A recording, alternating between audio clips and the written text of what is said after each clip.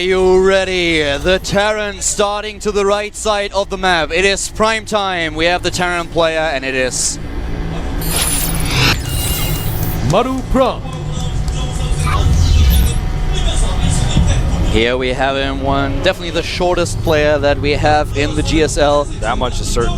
To the left side starts his opponent. Most people on Twitter so far think that he will take the series, will win this game as well. It is the CJ Entus player. It is CJ Entus Epatu. the low rider Zerg. Yep. Oh, he's really leaned back in his chair. There we have him. He really just loves to try to lean back and relax in the middle of his games, no matter how stressful they are. Well, this is a map that a lot of Zergs dislike. It is a map that is very difficult for them to take a fourth base on. And Maru appears to be either forward barracksing or trying to say hi to the Overlord. Pretty sure that SCV is going to make a barracks. Is he going to do it on the watchtower or just a little bit beyond it? Do you think he's going to play a barracks? Well, now I'm thinking no. Because it's a little bit too late. It looks more like he sends one SCV out for whatever reason, maybe to block this hatch, but he won't be there in time. He's just scouting while he's going for a CC first, I think. Yeah. He wants to make sure he's not going to die to a 6-boy, I guess. Smart choice. You know, this is the map where we've seen Alive play the other Caspar Zerg player, Hero. And guys, please don't be confused. There are currently 3 heroes floating around in StarCraft 2, which always makes things a little bit complicated. But the hero that we are talking about plays for Caspar's 8th team. And no, this isn't Dota, man. There's no heroes in this game. Exactly. So we have two heroes that play Protoss, and the one that I'm talking about is playing Zerg. And he used exactly the strategy that we've seen on Abyssal City executed by Effort on Antigua Shipyard against Alive. So this might be something that Effort is going to consider doing again, but on this map in particular, Zerg players have a hard time, so I wouldn't blame him if he wants to go for something sneaky. Dude, you know what I just thought about? I was actually thinking about heroes, and then I was like, thinking about the actual heroes I was making a joke about with Dota, but then I was thinking, what if you had a game where the heroes were actually pro gamers? But then I thought about, what if you had a fighting game where all the characters you choose from are StarCraft 2 pro gamers? How cool would that be, man? I would always pick Hongen. Okay. That would be such a sick game. Well, I've said it before, but I think that Bonnie Tyler is really jealous. We have 3 heroes. She is still looking for one. So at this point, we are probably in the better situation. But what I love and what we've seen now with the play, with the Nidus play, is that with the Caspar players joining StarCraft, you can really see that at this point they're not emulating the strategies anymore that have been around. They are approaching the game with a different point of view. They are seeing new strategies that they can execute, and this is just something that we haven't seen before. But it really works because these GSL players are not ready to face it. That's not something they are looking for. It's something that they faced in the past. Yes, we've seen Nidus Network forward against Protoss with Hydralisks, but not against Terran with pure Roach. And now we've seen it twice in one day. So that really shows that Caspar joining now StarCraft 2 and playing in the GSL has also not only brought new players, but new strategies. Yeah, they certainly have. Very aggressive ones at that. Factory is dropped by Maru back at home. He is actually playing this as straight up as it gets, whereas Effort has 2 pretty quick gases with no 3rd hatchery. So we'll see what he has planned for that. First of all, he's going to be taking his link speed. Continuing to drone so far, going up to 33 right now. And I'm really blown away by the series so far. Yeah, me too, actually. It's just, we saw standard play versus massive aggression, and we're going to see aggression again. There's the Roach Warren, and he's at 32 Harvesters. He builds another 3. This could well be a standard Baneling Roach attack. Effort really known for this, actually. He's done this a lot in StarCraft 2 so far. Yes. With the timing that he chose so far, I can only tell you, if he starts to drop the Baneling Nest as soon as his Roach Warren is nearly completed, then I think we will see exactly this attack. He has the right amount of Harvesters. He's not supply blocked, but chose to not build any additional Harvesters. He still has the lava. That's the Baneling Nest. He's going for it, I told you. Yep. That's exactly gonna be the strategy. And will Maru be ready? Well, he tried to get some information and be aggressive with his first Storm Marine, so he wasn't getting anything. He starts a Marauder. He starts a Marauder. Something ticked him off.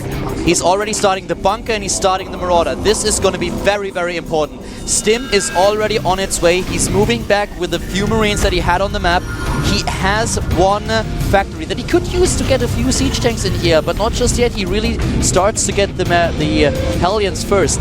The bunker is going to be so important, but yeah, look at this. The roaches are on their way, and the zerglings as well. The baneling nest is done. This is going to be another clutch over Maru. What do you think? Well, we'll see, man. He stopped Marauder production. He's totally cut it out to make another reactor. So he's only making Marines, 2 Marines and 2 Hellions right now. He doesn't even have Banshees.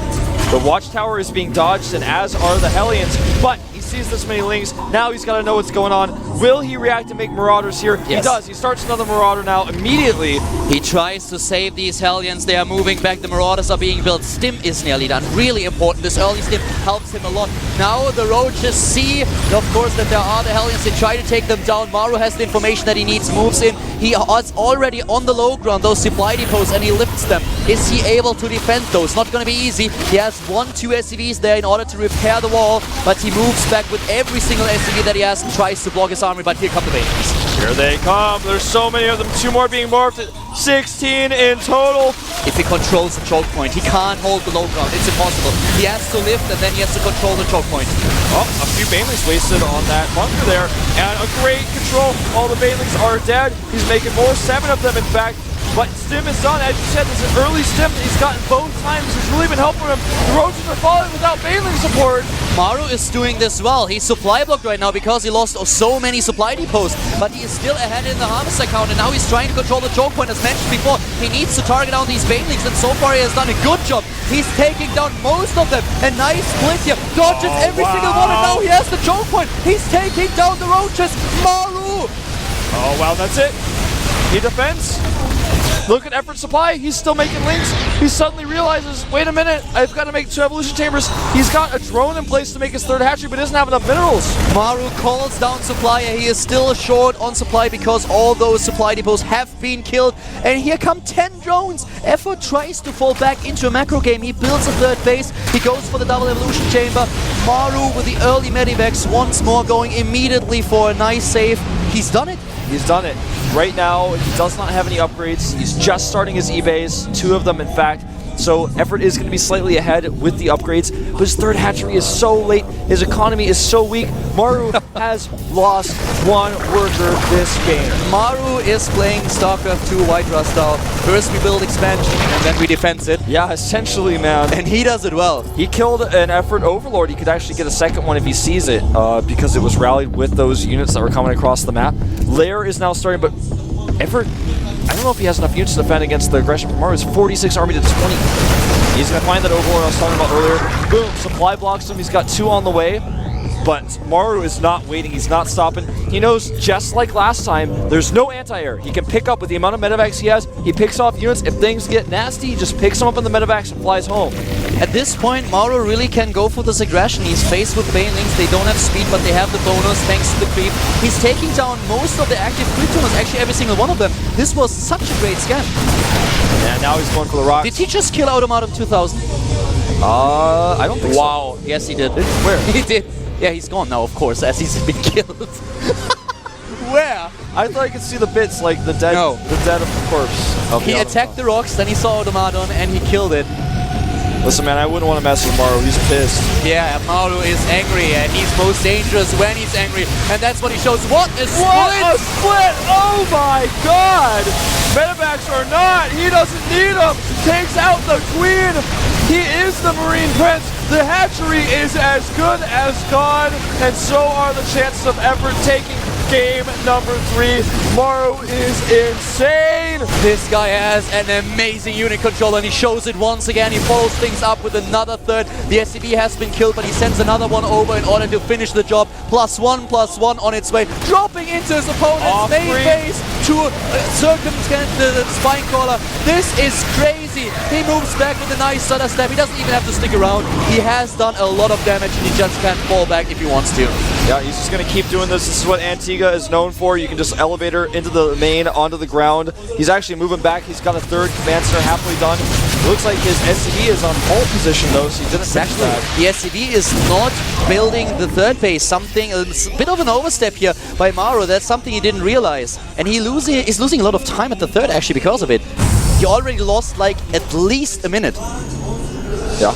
And he still does not realize what's going on. Yeah, he's got to deal with that, but He's focused right now on these Banelings who still do not have speed, so he can target them down like this. Great control here. He can always pick up several Banelings gotten for free there. The infestation pit is done, but he barely has enough resources to use it. He hasn't even remade his third hatchery yet. And you know, the strategy that Maru uses here, or the idea that he uses, is exactly what we talked about with the Queen Exchanges. GG!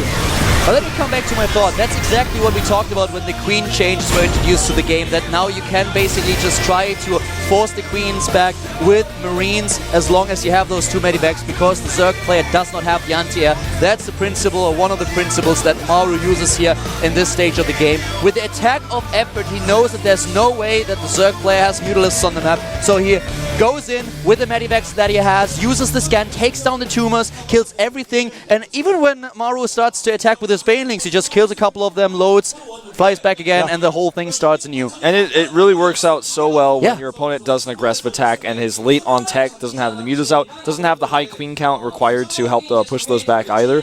Just a great defense by Maru both times, you know, exactly. In game number 1 and in game number 3, just showing that this is not a guy you should all in. He is, you know, people call him the king of all-ins. He should know how to defend them. He's a Terran player, but he really knows what's up. This guy is just crazy. I mean, this whole series that we've seen, the split at the third. The split, man, my heart started beating so fast when I saw that split at the third. He didn't even have that much room to work with. Watch how fast, watch that again, watch how fast he moved his units into like 8 different directions. I wonder how long he spends playing Marine Split Challenge every day. I have no idea, but I can tell you one thing. This guy is sick. We've seen great games. It's sad that Effort is out, though, because he's shown some really good strategies as well. A great play by the Casper player, but in the end, Maru was just a little bit stronger today. Therefore, advances to the second round of Code A. Effort drops to Code B.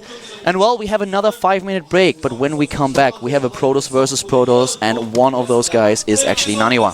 Yep. Up against Mini, one of the Casper players. Who is going to take the PvP? Who is going to advance to the second round of Code A? We'll find out after 5 minutes.